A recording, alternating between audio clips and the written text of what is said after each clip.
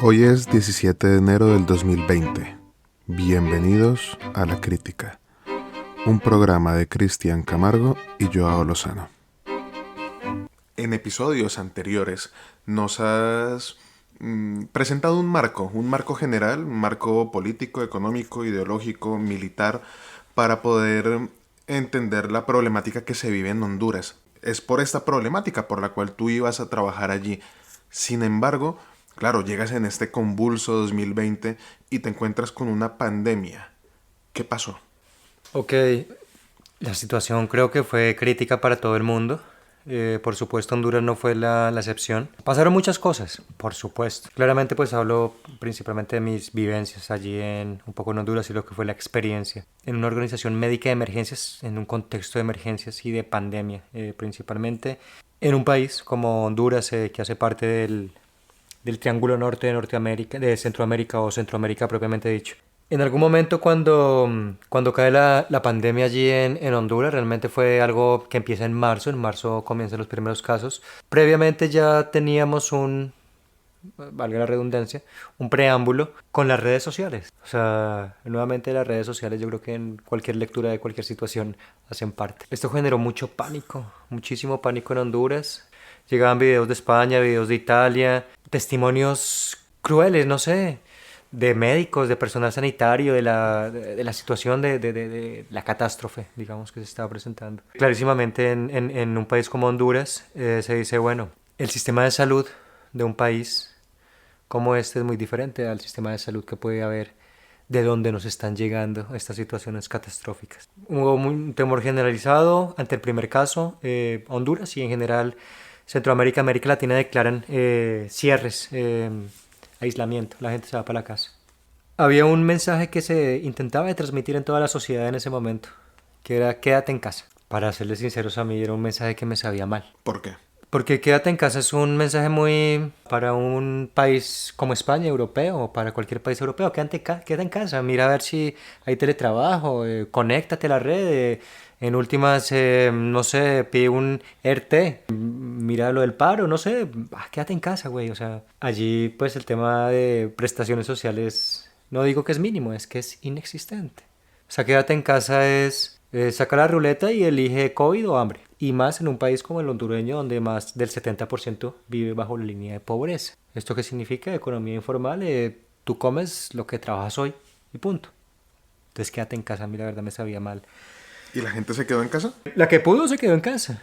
Con la gente con la que tú trabajabas, con la que más contacto tenías, no tus compañeros, sino con quienes trabajabas en terreno. A ver, somos un equipo médico de emergencia y estábamos en una situación de pandemia. No nos podíamos quedar en casa. Por supuesto, ahí no todos son, en principio, enfrentados al mismo riesgo frente a la situación. Hay personas que tienen más riesgo, los adultos de mayores de 60, compañeros mayores de 60, gente que tenía enfermedades de base, pues para la casa. Sí, pero a lo que me refiero es con la gente con la que ustedes trabajaban, en este caso, por ejemplo, mujeres maltratadas. ¿Cómo era la situación de estas mujeres? ¿Se quedaban en casa? ¿Qué pasaba si se quedaban en casa? ¿Aumentaron, por ejemplo, los casos de violencia en los hogares? Sí, definitivamente. Creo que fue una generalidad de la pandemia en el mundo, pero por supuesto en Honduras, que fue donde lo percibí, estuvo muy presente, muy marcado. El quédate en casa es quédate encerrado. En el marco de la violencia, en una situación, digamos, de violencia, implica dos cosas. Quédate encerrado, no puedes denunciar, quédate encerrado con tu perpetrador, sea violencia física, violencia sexual, violencia psicológica, o sea, quédate ahí encerrado. Y si logras salir, pues las instituciones no están prestando sus servicios al 100% y cuando lo prestaban al 100% pues no era óptimo, no era eficaz, no era eficiente, pues. Hubo una línea de incremento de violencia intrafamiliar, de denuncias importante a causa precisamente de ese encierro. ¿Y ustedes trabajaban en estos casos o estaban completamente volcados a la situación de la pandemia? No, a ver, habían dos actividades, propiamente el tema de violencia y por otro lado el tema de COVID. En el tema de violencia tenemos médicos, psicólogos en dos puntos de atención que mantuvimos abiertos, dando atención primaria en salud y por supuesto abiertos al tema de la atención cuando ocurrían casos de violencia sexual. Y por otro lado se estructuró un proyecto propiamente de COVID para intentar de evitar el colapso del sistema de salud, del sistema hospitalario, de las unidades de cuidados intensivos.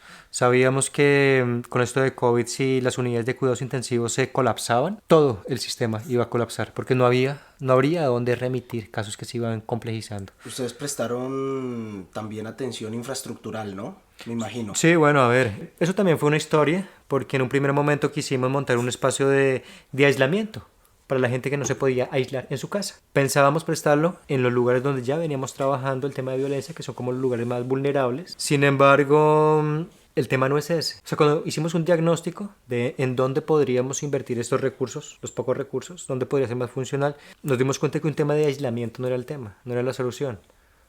Insisto, el tema era que las unidades de cuidados intensivos no colapsaran. Ok, ¿cómo hacemos allí? Intentemos descargarle pacientes para que se concentren, digamos, en pacientes críticos. En la Universidad Nacional Autónoma de Honduras nos habilitaron el polideportivo, montamos allí la estructura de salud, fue un edificio nuevo, pero montar un tema de salud es muy complicado, más cuando se tiene que, por una parte, que no se mueran los pacientes y por otra parte que el equipo no se contamine, porque van a trabajar directamente con pacientes COVID positivos. Ese era, digamos, un reto muy, muy grande allí en Tegucigalpa, obviamente, y en el centro que estructuramos. Dos cosas muy puntuales sobre COVID. Uno, la salud mental. O sea, la salud mental hace parte de la salud integral, tanto en contextos de violencia como en contextos de enfermedades tan estigmatizantes como lo es el COVID. Porque al principio fue muy estigmatizante. Ese es un tema interesante, ¿no? Nos gustaría que nos dijera, ¿por qué estigmatizante? ¿Qué quiere decir? Hombre, la gente tenía miedo. Había mucha desinformación o mucha sobreinformación. A veces también creo que fue el problema. ¿Y debido a ese miedo quizás se generaban señalamientos? Claro, por supuesto. Yo no estoy contagiado, es el otro el que está contagiado. Los médicos, los enfermeros, los que trabajaban con COVID empezaban a ser señalados. Este está trabajando con pacientes COVID. No quiero tenerlo aquí en mi edificio porque me trae el COVID. ¿Y solo trabajadores o también pasaba con la población? No, con la misma población era más complicado. O sea, la persona que se sabía que estaba contagiada, que era positiva. La gente no decía nada. Había un rechazo. Sí, había un rechazo, por supuesto. Con los que se sabría como con los que no. Me imagino que Como si alguien con los tosía que- por la calle ya... Con los que se sospechaba. Claro, también. efectivamente. Pero mira, tú ahorita hablas de la calle. Entonces es como la generalidad, no, sí, el vecino, pucha, que no esté contagiado.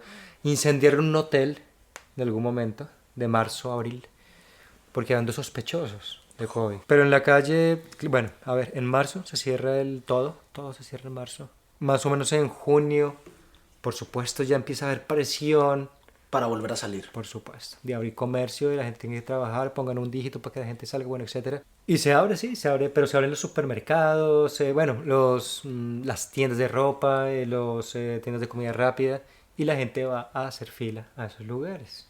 ¿Y cómo, Entonces, la gente tampoco se preocupa. No le cómo presta mayor trabajan atención a ustedes eso. en eso que nosotros aquí hemos llamado como la nueva normalidad? Eso ha generado, a ver, a mí ese concepto de la nueva normalidad no me gusta mucho. A veces como esa ansiedad y añoranza de volver a antes de COVID. No vamos a volver ¿O a esa reapertura? Sí, hacer apertura readecuada. Hoy estamos digamos, el comercio no se colapsó. Había dos grandes filósofos este año que discutían sobre qué va a pasar con el sistema internacional. Zizek y Han, perdón, cada uno por su lado. Pero en la práctica pues fue un poco eso, ¿no? La gente se dedicó a salir por una parte, a consumir, porque sí, digo, compulsivamente, pareciera. Y por otra parte, había cierta gente que sí podía volver, digamos, porque el teletrabajo no aplicaba, entonces podía volver a su oficio presencial en el espacio físico. No sé si coincidencialmente o lo que sea o no, bueno, en fin. Pero yo me refiero... Es el obrero en sí mismo, el vendedor del mostrador, el de la maquila, pero pues la clase de coordinación gerencial podría quedar. ¿Qué es una maquila? En la casa. Una maquila son estos espacios, ciertos, digamos, centros comerciales de mano de obra barata de las grandes marcas a nivel mundial, donde por supuesto en sus países o donde tributan, que también son países de primer mundo, pues pagar una mano de obra es muy costoso, entonces externalizan esto al tercer mundo, al mal llamado tercer mundo. Ahorita pienso mucho en Centroamérica, en Bangladesh, en China, por supuesto. y después retornan las prendas o las partes de la tecnología, automóviles, etcétera. Se les pone la marca y ya valen un poquito, mucho más. Esas son las maquilas. Bueno, y mi pregunta iba era sobre todo es las dificultades que ustedes encontraban trabajando durante la pandemia, que ya lo hemos escuchado un poco, pero sobre todo, digamos, la pandemia no, ese confinamiento más estricto y después de ese confinamiento estricto, cuando todavía la gente, cuando todavía no, perdón, cuando la gente volvió otra vez a salir a la calle, ¿qué se encontraron ustedes otra vez de nuevo? ¿Vieron, digamos, una congestión masiva otra vez de las UCIs? Mm, esa comparación de UCIs, gente en la calle, creo que esa es, digamos, ahorita, el acelerador y freno con el que va a funcionar la economía mundial. Y abro economía, si se me revientan las UCIs, las cierro un poquito. Si las UCIs no se me revientan, sigo abriendo economía. ¿Qué pasó en Honduras? En Honduras, y con cariño diría a mi pueblo de Honduras, ahorita, durante este año, comenzó con emergencia de dengue. Cada 3 años hay emergencia de dengue, bueno, y cada 3 años, bueno, y hace 3 años fue la del el Zika y bueno, es una zona muy propensa a esto. El año pasado hubo una emergencia de dengue propio del ciclo, pero a diferencia del ciclo general, no se cerró esa emergencia, permaneció abierta y comenzó el 2020 con emergencia de dengue. Queda la emergencia de COVID y ahorita hace un mes caen 2 huracanes. ¿Cómo está la cosa a día de hoy, tú que estás prácticamente recién llegado? Y ya para ir encauzando hacia el final de este programa, si te preguntara por lo peor y lo mejor que viste en Honduras, ¿qué nos dirías? Un montón de cosas, Cristian, un montón de cosas. Pero sí me gustaría pronto comentar 2 ideas así como finales. Una es cómo va la situación del COVID, la situación actual, porque esto realmente entra a complejizar las realidades hondureñas. Esto de que se decía hace 6 meses o 9 meses de si el COVID no discrimina entre clases y religiones y políticas y lo que sea. A ver, entre cuestiones socioeconómicas sí es muy claro, no todo el mundo se puede autoaislar, no todo el mundo tiene una casa de campo para hacerlo, no todo el mundo tiene la posibilidad de hacer un teletrabajo. Es muy marcado a quién le va a caer y a quién no le va a caer, digamos, el COVID. Hoy Honduras, ¿a qué se enfrenta? A un poquito más de lo mismo. ¿Qué significa esto? De que se complejiza su situación y que más gente va a querer salir de Honduras. El sueño americano se sabe que la frontera está cerrada. Ahorita con Biden sí, a lo mejor no nos reciben con garrotes, pero igual la puerta sigue cerrada. Pero a lo mejor eso es mejor que la realidad hondureña que se vive allí mismo y que genera propiamente, digamos, la movilización, ese desplazamiento forzado, esa migración como tal. La segunda idea, y como para ya cerrar propiamente, fue ya claramente algo muy, muy personal nuevamente. Y fue mi llegada a España después de 2 años de estar en Honduras, en esta realidad un poquito que estuvimos comentando en estos minutos. Y sentí cierto choque. Ya había vivido 3 años aquí en Madrid, propiamente. Pero sentí cierto choque como de percibir a la gente. Llegué muy observador, de observar a la gente, de escuchar de qué hablan, de sus realidades y no sé, siento que hay inconformismos y quietudes ahí, pero hay tantas realidades tan complejas, más allá de las narices, a veces de lo que vemos, de lo que dice Vox, de lo que pasó en la Sexta o en la 14 o en lo que sea, y la emisora, o sea, no sé, ahí veo una situación tan compleja, tan cegada y tan agresiva frente al otro, y tan banal en sus discusiones de la calle, frente a realidades complejas del día a día, de la vida, que uno ve allí, que al final eso, la gente se la juega el día a día. ¿Qué sería lo mejor y lo peor que encontraste en Honduras? A ver, lo peor, yo creo que el ser humano puede llegar a ser tan cruel, tan violento, tan descarnado. Yo creo que eso, el constatar esas acciones que son reales, que existen, que uno dice, "Jue puta, qué mierda, ¿cómo es posible? ¿Cómo es posible?" Sí. Lo más bonito, o lo que rescato, bueno, rescato todo, por supuesto, pero lo más bonito, no sé, es... Cuando llegué a Honduras, ese día que llegué a Honduras, llegaba después de haber pasado, creo que fueron un par de días en Ginebra, porque fui allá como al briefing que llamamos, que es básicamente una presentación de a qué vas a hacer allá. Y me pusieron vacunas. Yo me puse malo, pues las vacunas me reaccionaron, yo me puse malo y estaba el estómago y Yo soy muy colombiano y cuando uno está malo, pues no sé, la sopita, parce. O sea, la sopita. Aquí en España la sopa no, weón. O sea, sí, hay caldos y algunas preparaciones, pero la sopita colombiana, el sancocho, no sé, el ajíaco. Y yo en medio de mi maluquera, yo decía, puta, una sopa, de veras. Y llegué a Honduras y encontré esa sopa. Y encontré ese calor. Y encontré esa música, y encontré esas formas, y encontré esa risa, y esa risa, sí, sí, sí, no sé. Fue llegar un poquito a la tierra, a Colombia. Entonces la gente me decía, ¿extrañan mucho su país, los hondureños? Y yo, pues, hombre, la verdad es que siento que es un pedacito más. Las fronteras son imaginarias y compartimos tantas. Sí, el acento es diferente. Pero hay tantas vainas en común. Muchísimas gracias, José, por acompañarnos. Muchísimas gracias a ustedes también por escucharnos. Esperamos que les haya sido de interés esta serie de programas con respecto a Honduras, su situación actual y lo que ha implicado la pandemia del coronavirus en dicho país. Bueno, pues nada, Cristian, Joao, muchas gracias por la invitación. Creo que es un espacio, no sé, necesario. Creo que, no sé, soy de las personas que cree que esos cambios, a veces sobre los que uno cuestiona, no van a venir de arriba, pues.